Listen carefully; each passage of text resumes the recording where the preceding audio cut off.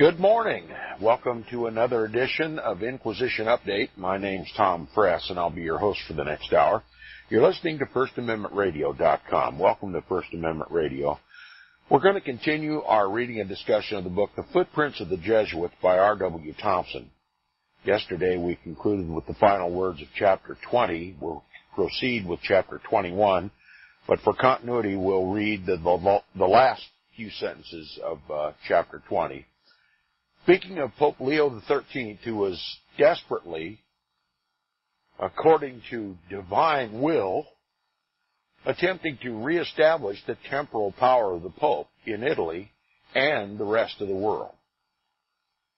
And R.W. Thompson concludes with this. He says, what he intends to accomplish, that is, what Pope Leo XIII intends to accomplish, so far as he can, it is the duty of the civilized world to understand, not by what any cardinal or archbishop or bishop or priest shall say, but as he himself has chosen officially to announce it. No other man upon the earth besides himself, that is, besides Pope Leo XIII, has the right, according to the papal theory, to prescribe a single tenet of religious faith, because he alone occupies the place of Christ upon the earth. That's the definition of Antichrist, someone who claims to occupy the place of Christ on the earth. Blasphemy of blasphemies. And because he believes himself to be the replacement of Christ on earth, he arrogates to himself the sole prerogative of defining the Christian faith. And it's not Christianity at all. It is ancient Babylonianism, as we've so repeatedly described here on Inquisition Update. Mystery, Babylon the Great. It's known as Christianity today. It's completely apostate, being led astray by this Antichrist power in Rome, the papacy. Pope Leo XIII, from his time on, from the very founding of the papacy, it has occupied the biblical, historical, and prophetic place of Antichrist on the earth. Look no further for Antichrist than the papacy of the Roman Catholic Church. Look no further for the woman that rides the scarlet-colored beast than the papacy. Now we're reading chapter 21 of the book. It's entitled The Church Supreme. R.W. Thompson says, in all the encyclical letters issued by Pope Leo XIII, he has exhibited the relentlessness which may fairly be presumed to have been produced by discomfiture at finding the difficulties in the way of restoring the temporal power, increasing rather than diminishing. So here we are at a time, Pope Leo XIII demanding that his temporal sword be restored, having been lost by his predecessor, Pope Pius IX, that it ought to be restored, but finding that the world has rejected the temporal power of the Pope, and his power was diminishing even at the time of the writing of this book. Not so today. The mortal wound has been healed. The papacy has taken control of the governments of the world through the help of the Jesuits and through the help of Freemasonry and the help of all the other secret societies who are secretly answerable to the Jesuit order. You wonder why tyranny has replaced liberty in this country? Look no further than the Antichrist Church of Rome and its influence through government. The government has become an agency of the papacy, not an agency of the people. The papacy now controls the government, the banks, foreign and domestic policy in this country, and even the churches. Now he says, This is in no way surprising, inasmuch as all the faculties of his mind are absorbed by contemplating the means of producing that result, his pontifical influence not being necessary to enforce the recognition of any other principle of faith. He is too intelligent not to realize that there is a strong tendency among the laity of the Church, the Roman Catholic Church, toward liberal Catholicism, especially among those who are sharing the advantages of free and popular government like those in the United States, and that if this tendency is not checked by official rebuke in some way, the present age may destroy all hope of reconverting the Pope to a crowned king and leave him forever hereafter in possession of spiritual power alone. I suggest to you that the only way to destroy Antichrist in this world is not only to strip him of his temporal power, but to strip him of his spiritual power, because he does not represent Christ. He represents himself and the Babylonish system which gave birth to him thousands of years ago. Satan himself is the author of the papacy and the Roman Catholic Church. Now, what spiritual power should he have in this world? Never mind his temporal power, which is enslaving us even as we speak, having now control of our government. What legitimate spiritual power should he have? What power would he have if every man, woman, and child on the planet simply walked away from him? Simply walked away. Don't listen to him anymore. That's what happened during the Protestant Reformation to a limited degree.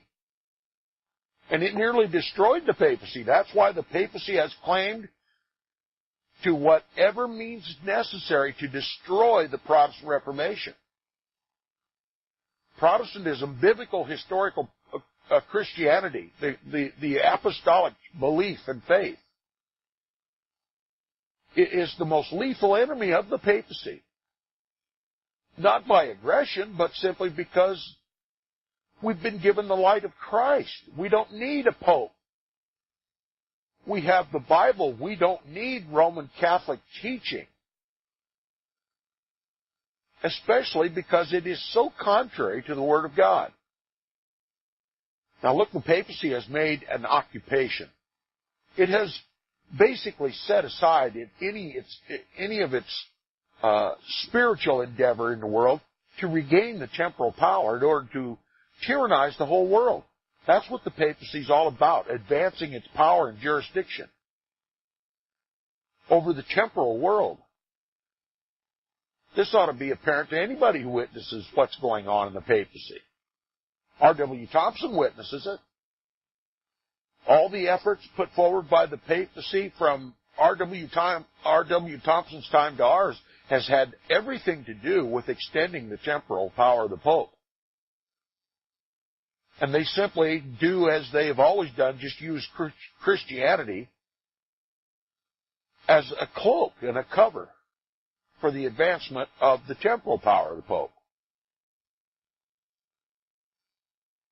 R.W. Thompson says, being unable to persuade himself that this ought to be acquiesced in other words, just give up your temporal power. He says, being unable to persuade himself that this ought to be acquiesced in, he steadily persists in trying to bring all peoples and nations within the circle of his jurisdiction, his pontifical jurisdiction, insofar as matters involve faith, morals, and discipline, as he shall define them, are concerned. Hence we find him often announcing the principles by which all Roman Catholics throughout the world are to be governed in their relations with the civil institutions. And in order to show that he is unwilling to abate any of his own claims to official royalty, he invariably assumes the attitude of a universal guardian, and consequently employs the language of authority, he manifestly continues now to speak in the same spirit which heretofore prompted him to affirm, quote, that the false wisdom or philosophy which the last 3 centuries, that's a direct reference to the Protestant Reformation, the false wisdom or philosophy which the last 3 centuries have followed must be set aside. And Christian wisdom, quote unquote, Christian wisdom and philosophy made the light of education. In other words, the Protestant Reformation wasn't Christianity. And now it must be set aside, and good Christian wisdom and philosophy, in other words, Roman Catholic wisdom and philosophy, must take its place. He says religion, Christianity, Catholicism must now come with the steady, unfailing lamp of her divine philosophy, extricate social order from its mortal peril, and lead it back to the old paths, unquote. In other words, we have to restore the old world order. Protestantism has to be set aside. That separation of church and state has to be undone, and church and state need to be wedded again. Monarchism needs to replace the democratic form of government, the Republican form of government, where the people rule. He wants to return to the old paths. That's the old world order. He says the remedy is evidently plain and simple in his mind, merely this, and nothing more, that the modern world shall return, quote, to obedience to the church. Obedience to the Roman Catholic Church. In other words, obedience to the Pope by the, quote, docile acceptance of the teachings of the one divinely appointed authority on the earth, unquote. Did you know that the papacy teaches? And as a Roman Catholic, you must believe that there is only one divinely appointed authority on the earth, and that is the successor of Peter, the so-called successor of Peter, the Pope of Rome, the God of this world. And if there's any truth to spring forth to the people, it must come from the Pope. That's what the Roman Catholic Church teaches. They call him the Vicar of Christ, the replacement of the Son of God on earth. You can't be a Christian unless you receive Christianity from his hand. You can't be a Christian unless you believe the Christianity that he teaches, and it's not Christianity. Why is not this being screamed from the rooftops of every so-called Protestant church in this country? Why are not the preachers and the pastors of this country warning every man, woman, and child within their earshot who the biblical, historical, and prophetic Antichrist is? Somebody has destroyed our churches. He says the remedy is evidently plain and simple in his mind. Merely this and nothing more, that the modern world shall return to the obedience to the church by the docile acceptance. In other words, you must just mindlessly accept the teachings of the one divinely appointed authority on the earth, who is now himself and after him to be his successors. What strange infatuation it must be for one so enlightened as Pope Leo XIII undoubtedly is, to suppose that he can so wield the scepter of his spiritual authority over the nations as to cause them to set aside their present progress and prosperity, which was brought about by the Protestant Reformation, and be led back to the old paths. He omits no opportunity to renew his claim of spiritual authority over, quote, the life, the morals, and the institutions of nations, unquote.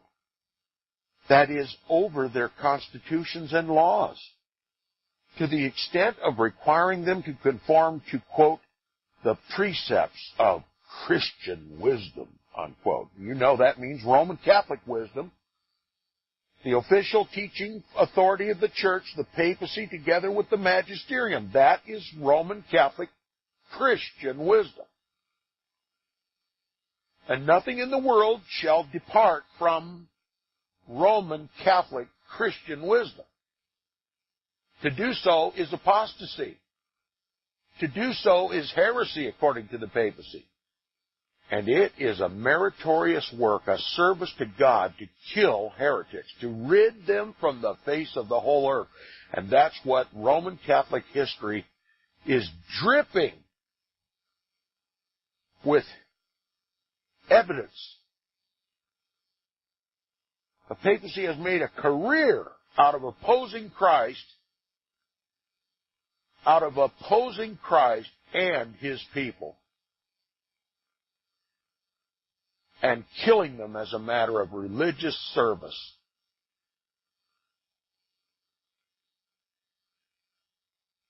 He says, that is, over their constitutions and laws to the extent of requiring them to conform to the precepts of Christian wisdom as promulgated from the papal throne. He says such nations as shall do this, he recognizes as having claim to permanent existence. Such as do not possess only illegitimate power obtained by usurpation. This is where the papacy gets its little code word to let everybody know how the nations of the world are viewed by the papacy. They are either de jure governments or they are de facto governments. A de jure government has the blessings of the papacy. A de facto government is a government in fact, but the Pope will have it destroyed at his earliest convenience. With the help, of course, of the United States. Beginning to see what role the United States plays in the world today? It's not a Christian role, trust me. He says to set aside the latter, especially when they have so disregarded, quote-unquote, Christian wisdom and philosophy, as to separate church and state. He evidently regards as a duty not only incumbent upon himself, but upon all who accept his teachings as infallibly true. That's right, if you accept the Pope as the replacement of the Son of God on earth, it is your bounden spiritual, religious, and mortal duty. It's a salvific issue in the Roman Catholic Church to help restore the temporal and spiritual power of the Pope and make him a global monarch as the replacement of Christ on earth. He says to enforce this obligation, therefore, to make the Pope and not the people the sovereign source of civil power in all that pertains to faith, as the restoration of the temporal power does, he maintains the proposition that Roman Catholics everywhere owe their first duty to the Church. And after that, allegiance to the state in which they live. That is, they are not bound to obey any law of the state, any law of the United States which requires them to do anything that is prejudicial to the Roman Catholic Church, that is harmful or contradictory to the Roman Catholic Church. This is a matter of religious faith among Roman Catholics. They are not to believe, do, or say anything that is contrary to the official teaching of the Roman Catholic Church, that treads upon the jurisdiction or the concerns of the Roman Catholic Church. The state is to be a servant of the Roman Catholic Church to impose Roman Catholic canon law upon the people and make the world Catholic. Make them all bend the knee to the Pope, the biblical, historical, and prophetic Antichrist. That is the only legitimate role for government in the world, according to Roman Catholic canon law. And to the extent that any government in the world defies that papal decree, it is a de facto government.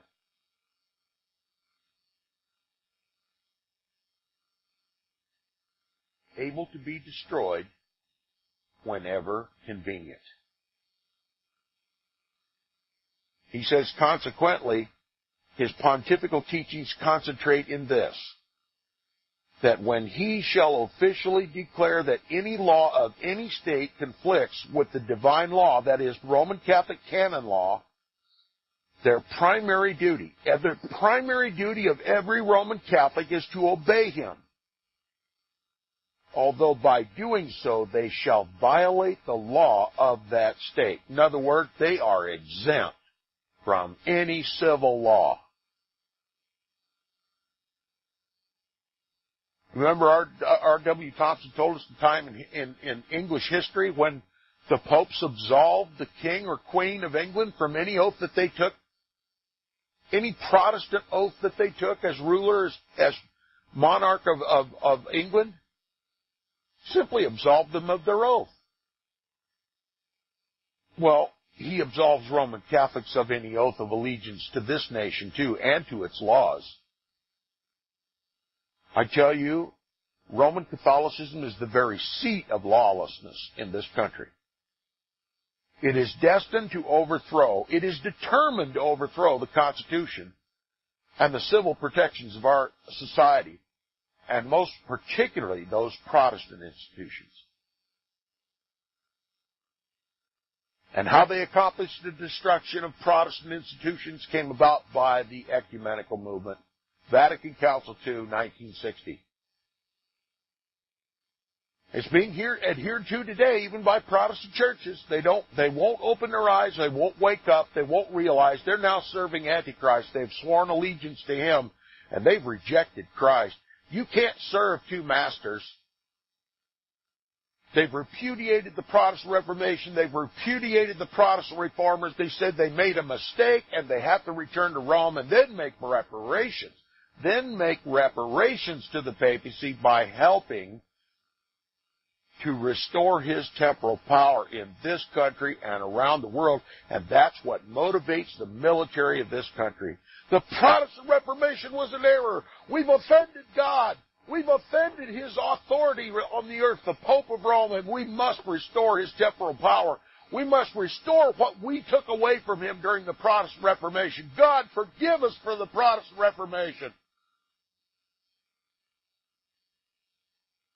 We repent of the Protestant Reformation. We have to restore the temporal power of the Pope. We have to restore Jesus Christ's official power on earth all over the world. That's what Vatican Council II was. That's what Vatican Council II was. Did your pastor ever tell you this from the pulpit? Why not?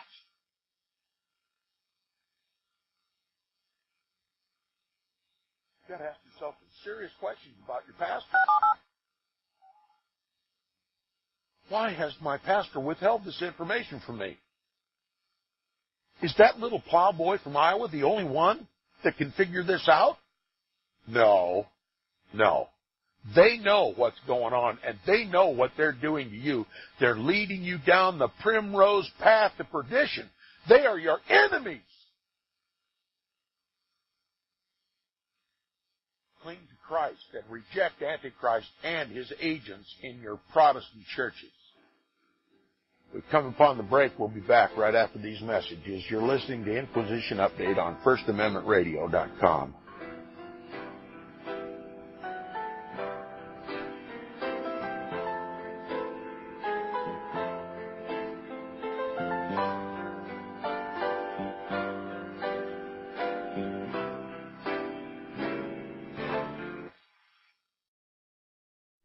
$100 days, 100 subscribers at $7 will bring FirstAmendmentRadio.com to the minimum level necessary to sustain it through 2015. Go to support.FirstAmendmentRadio.com. $7 a month. Really, you can afford that for our Protestant First Amendment rights and the gospel of the kingdom message. Where your heart is, there will your treasure be also. Go to support.FirstAmendmentRadio.com.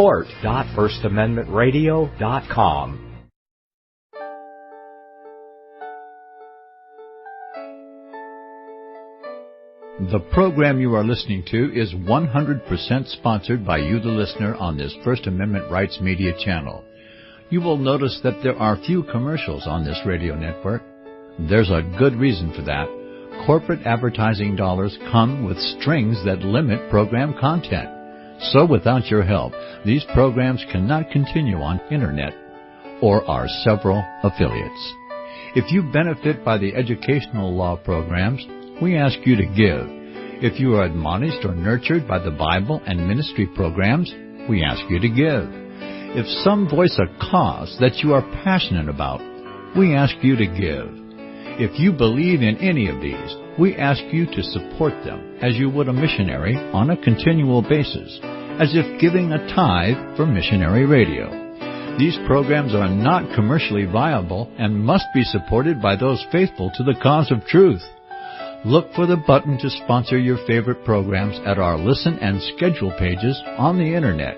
Then, when you subscribe, we will send you the last quarterly MP3 CD of that program immediately, and continue to do so with each new quarter. We will also give you unlimited archive access to all of our programs.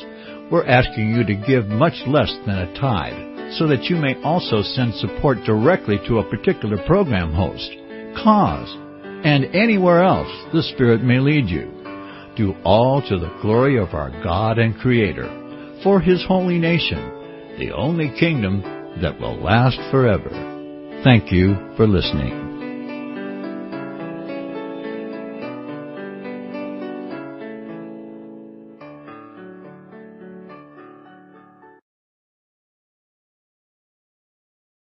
In this day of economic uncertainty and soaring unemployment, safe investments are often hard to find. But investing in the precious metals is the safest investment of all, because gold and silver is real money. Government-printed currency is not. Call Melody Cedarstrom at Discount Gold and Silver Trading Company at 1-800-375-4188. Melody has been helping people secure their financial future for over 10 years. While others in the business claim honesty, Melody will deliver. Give her a call, 1-800-375-4188. That's 800-375-4188.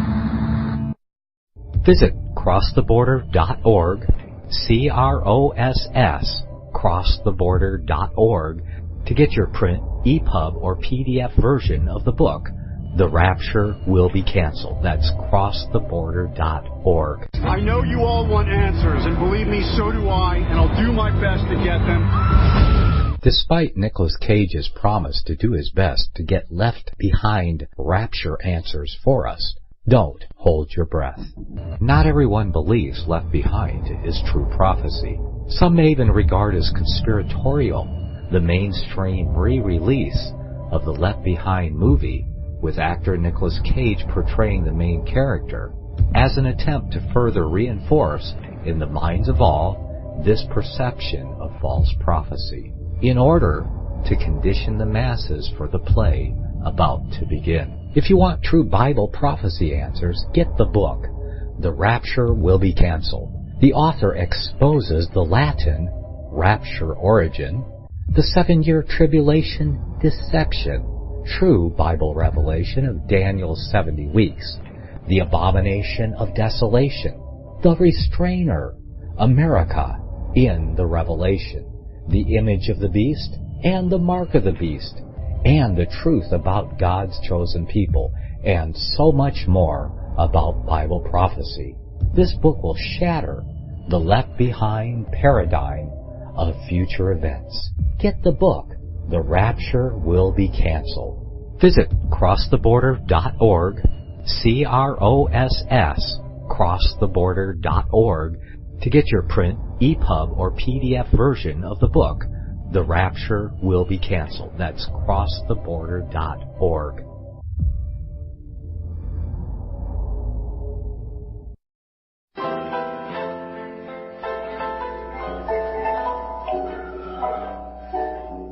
Welcome back from the break. You're listening to the second half hour of Inquisition Update on FirstAmendmentRadio.com.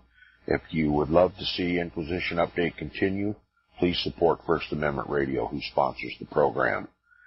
Now, returning to the book, R.W. Thompson makes it plain. He says, the pontifical teachings of Pope Leo XIII concentrate on this, that when he, Pope Leo XIII, shall officially declare that any law of a state conflicts with the divine law, that is, Roman Catholic canon law, their primary duty as Roman Catholics is to obey him. not the state, not the laws of the land. Okay? They are to obey him. Now, what if he says the United States government is heretical and it must be destroyed, and a monarchy to take its place? Or rather, like is really evident in the world today, that we're going to have a global monarch, and we need a United Nations to unite all the nations for that cause. You just put yourself in some role at the United Nations and serve him. Don't rile up the Protestants while you're doing it, by the way. And we need a global governing authority, which obviously will have a single head, and that will be your Pope. And you have a chance to help bring it about. You have a chance to have your name written down in glory by helping me, the Vicar of Christ, rule the world. It's your religious duty. And by the way, don't rile up the Protestants while you're doing it. They're not supposed to know.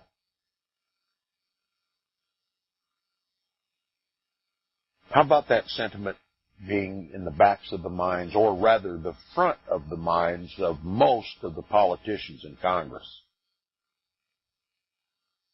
How about that same mentality existing in the forefront of the minds of the people who control the banks in this country, that loan you money for houses and cars and college educations and such like? By the way, don't wake up the Protestants. They're a lethal threat. If you wake them up, we'll have another Protestant Reformation, and they'll oust us from the banks. They'll oust us from the halls of Congress. They'll oust us from their country. They've done it before. They were successful. Don't wake up the Protestants. That's the reality. That's what's going on today. And by the way, if you can recruit the Protestants to join us, all the better. Your name won't only be written down in the halls of glory, but it'll be written in gold. You'll be memorialized as a saint in the Roman Catholic Church if you can draw the Protestants back in to help us. Vatican Council II, the most ingenious aspect of the Jesuit-led counter-reformation to come down the pike since the Protestant Reformation. Wonderfully deceived are the Protestants of this country. Comfortably deceived. I wonder if their attitude will change when it finally come to realize that there's no future Antichrist. He's been here all along, and it's been the papacy, and they've served him. What a horror is facing those so-called Protestants when they finally wake up to their own condemnation. He says, consequently, his pontifical teachings concentrate in this, that when he shall officially declare that any law of a state conflicts with the divine law, their primary duty is to obey him, although by doing so they shall violate the law of the state. History repeating itself. The Pope said the Englishmen, the Roman Catholics in England, were not bound by the laws of the state of England, the Protestant state of England. And they did disobey all the laws. They obeyed the Pope and not the Protestant king or queen. It's going to happen here in the United States. It's happening here in the United States of America. Everybody says, well, Congress makes the laws, but they're not bound by any of them. Duh! Who should be surprised? They're exempt from the civil law. So says the Pope. Our government enslaves us, and yet they are free to do as they please. They've confiscated the assets of this country. They've pilfered this country. It's called theft in the Bible. But they're free to commit their sins. They have a dispensation from the Pope. We've got to bring down this heretical nation by every means.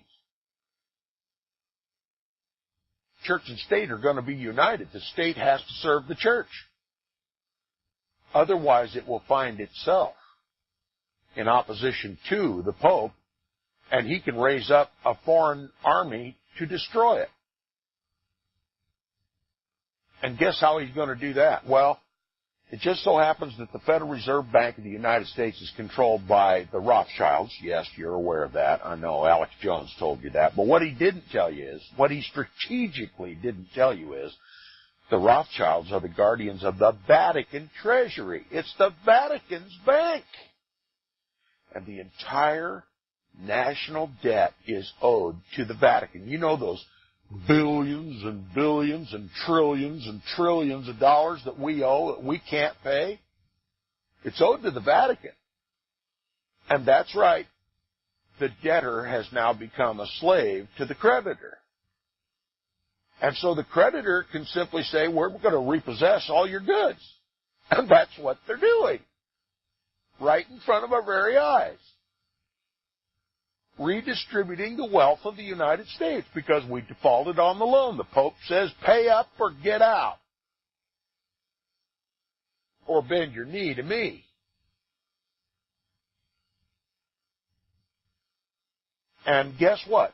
He sold that debt, as we are told, even in the mainstream media. They sold that debt to China. The most lethal maritime force in the world. Yes, even exceeding Russia. Oh, by the way, they sold a good deal of that debt to Russia and to the Muslim world. And if we don't do what the Pope says, the creditor has the right to repossess the assets. That's a matter of law. Everybody understands that. That's why when you don't pay for your car, they come with a wrecker and hoist it up and take it away. I mean, there's even a television show that depicts what these people do. Well, if we can't pay the debt, they can simply bring the wrecker for the United States, hook it onto the bumper and haul it off. Or just send Russia and China and to anyone else in the world that has purchased our debt to take in possession the material goods. We don't have a legal leg to stand on if they do, according to the papacy. Except that all of this debt was accrued by fraud. But don't wake up, Protestants.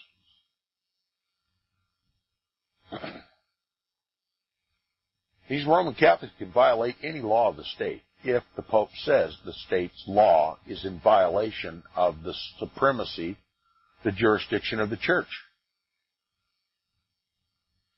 So the Pope becomes the lawgiver in this country, just like God is the rightful lawgiver of all heaven and earth. The Protestants have forgotten that. They've forgotten the true lawgiver. They've sided with this pretense in Rome, this lawgiver, this oracle from Rome. And they're abiding by his laws. Even the Protestants are. You can't make up this stuff.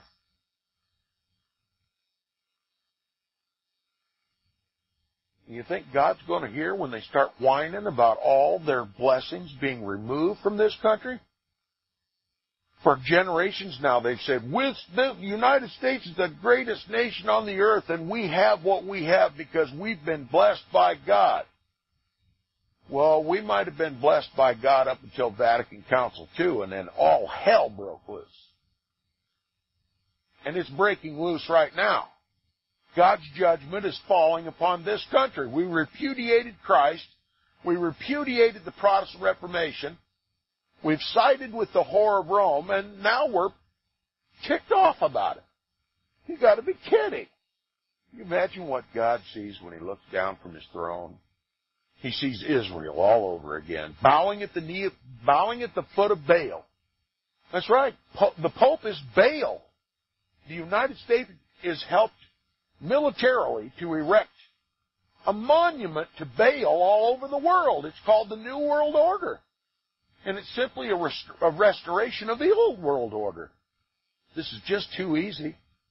R.W. Thompson saw this back in the 1870s. And the Protestant reformers saw this too. They didn't think for a moment that Antichrist would acquiesce to the loss of his temporal power. So they stood on guard. Day and night they stood on guard to protect the faith of Jesus Christ and the liberty wherewith he set us free. Be not bound again in the yoke of bondage.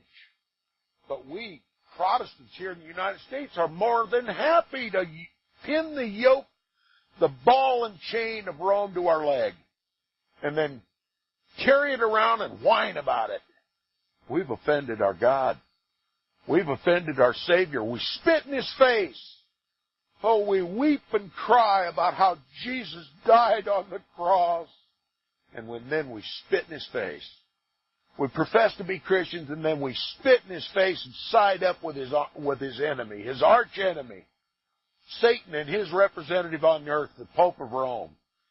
There's no reason to even question why this country is going through what it is. It's a wonder the ground doesn't open up and swallow us all. It happened once before in Italy it happened once before in history when the Israelites, having been liberated by Christ, fed in the desert, all of a sudden wanted to make images and idols to bow down to, golden images and idols to bow down to, and to go back to Egypt. The ground just opened up and swallowed something. What was it, 29,000 of them? After Vatican Council II, there should have been a rift right through this country from coast to coast that swallowed half the population of this country. But God had mercy. Hopefully, maybe sometime some man of God will open his mouth and wake up the Protestants. Wake up the Israelites to their apostasy. Why in the world, having been liberated by Christ, would you bind yourself to the Roman Pharaoh? He says, and in order to assure this, he requires them to obey their bishops and their bishops to obey him. There's your shadow government. The people, then the priest, then the bishop, then the archbishop, then the cardinals, and then the pope. They obey him. It's a top-down government. It replaces, and while at the same time it lives right alongside the civil government of this country, which was intended to be Protestant in nature. But we've got this shadow government that Alex Jones talks about that he doesn't know a damn thing about, living right alongside our Protestant government, the one that's visible. We have this invisible shadow government, the Roman Catholic hierarchy and all of its people, the fifth column, ready to overthrow the Constitution of the United States. So much talk now about a constitutional convention. What do you think we have in store for a constitutional convention in this country but the overthrow of the Constitution and the restoration of the Pope's temporal and spiritual power in the United States of America? This is just too easy, folks. We're going back to Egypt. We're going to worship the god Ra, Isis, Horus, and Seth. Forget about Christ. He died on the cross 2,000 years ago. He's no help to us now. We need the Pope. We need Pharaoh. Moses has spent too much time on top of the mountain. Let us make us gods. That's what the Protestants have done. What a hideous reality. What a hideous reality. There isn't a Protestant in this country has a right to pick on the Israelites for one sin they ever committed, because we've got the full light of history, the full light of Bible history, the full canon of Scripture. Nearly 500 years since the Protestant Reformation, we've got it all, baby. We've even got electricity and all the blessings of God. And we've committed every sin the Jews ever committed. We committed them all. This country's toast. Stick a fork in it, it's done.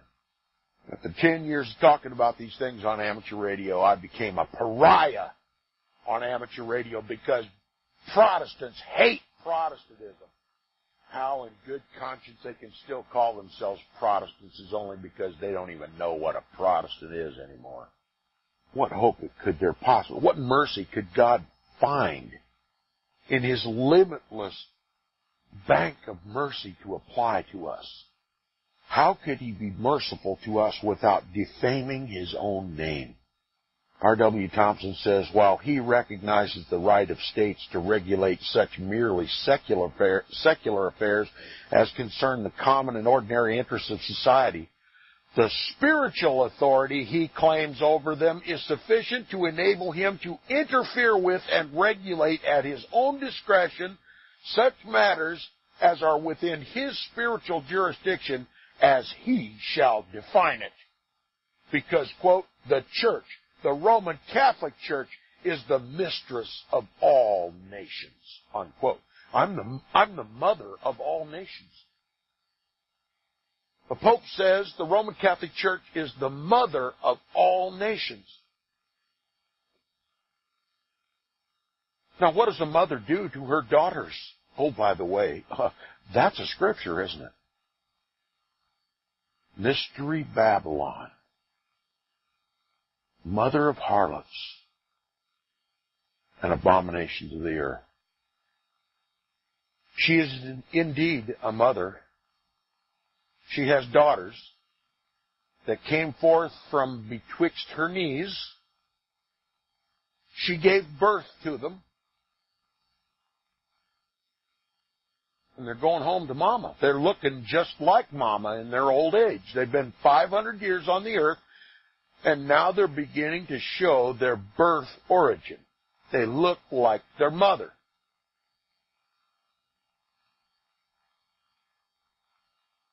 The Pope says the Roman Catholic Church is the mistress of all nations, the daughter of all nations, and the daughter of all the churches, too.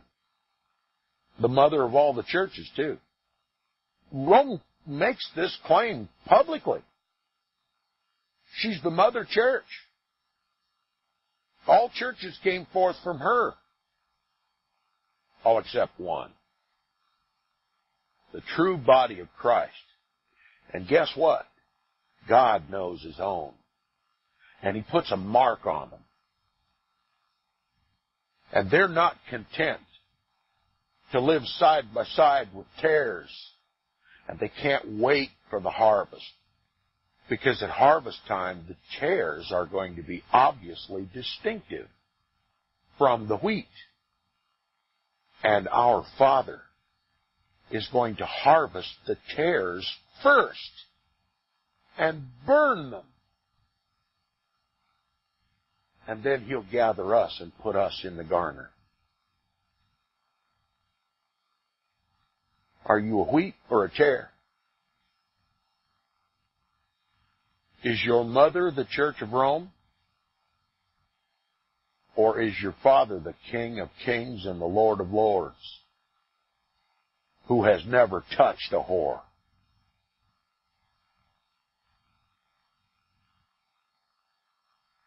He says, from this sovereignty which breaks over the geographical boundaries of nations as if none existed. That's right, the New World Order, there's going to be no national boundaries. Not in practice. They may still exist on the map, but the Pope's going to have jurisdiction over them all, thus wiping them all out. He says, from this sovereignty, from this papal sovereignty, which breaks over the geographical boundaries of nations as if none existed, he derives the right of the church to, quote, concern herself about the laws formulated in the state, unquote. That is, to interfere with the political questions which involve the interests of the church. And what doesn't interest the church? The Pope can establish his own jurisdiction. The Pope can say, you can't do this or that because it steps on the rights of the church. And he keeps adding to the list until you can't even take a breath because you've stepped on the rights of the church. Because he claims to be Lord of all. See, God allows us to breathe freely. He gave the air for all mankind. He gave the sea for all mankind. But the Pope says, no, it's mine. God said the earth is mine and the fullness thereof. So the Pope just imitates him and the world believes him. So now you're going to be imposed with a carbon tax and every other kind of tax because you're using what belongs to the Pope. He has the right to tax you if it's his. Now, if we ascribe everything being owned to God, well, he doesn't tax us for using what he has freely given us. You see what we gave up when we gave up Christ? When we gave up our inheritance as Christians? We've just handed over the world lock, stock, and barrel to the Pope, and he can tax us for breathing. You realize, don't you, that every time you exhale carbon dioxide? It'll be subject to carbon tax eventually because the air belongs to the Pope now. You took it out of Christ's hands and you gave it to the Pope when you signed on to Vatican Council II. Sounds outrageous, but you have to think from the Pope's point of view, and that is the Pope's point of view. Outrageous? Yes. Should we rebel? Yes. Put Christ back on his throne today. Visit crosstheborder.org, CROSS, crosstheborder.org, to get your print, EPUB, or PDF version of the book, The Rapture Will Be Canceled. That's crosstheborder.org. I know you all want answers, and believe me, so do I, and I'll do my best to get them. Despite Nicolas Cage's promise to do his best to get left behind rapture answers for us, don't hold your breath. Not everyone believes Left Behind is true prophecy. Some may even regard as conspiratorial the mainstream re-release of the Left Behind movie with actor Nicolas Cage portraying the main character as an attempt to further reinforce in the minds of all this perception of false prophecy in order to condition the masses for the play about to begin. If you want true Bible prophecy answers, get the book, The Rapture Will Be Canceled. The author exposes the Latin rapture origin, the 7-year tribulation deception, true Bible revelation of Daniel's 70 weeks, the abomination of desolation, the restrainer, America in the Revelation, the image of the beast and the mark of the beast, and the truth about God's chosen people, and so much more about Bible prophecy.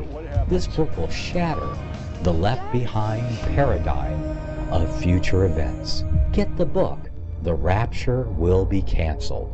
Visit crosstheborder.org, CROSS, crosstheborder.org, to get your print, EPUB, or PDF version of the book, The Rapture Will Be Canceled. That's crosstheborder.org.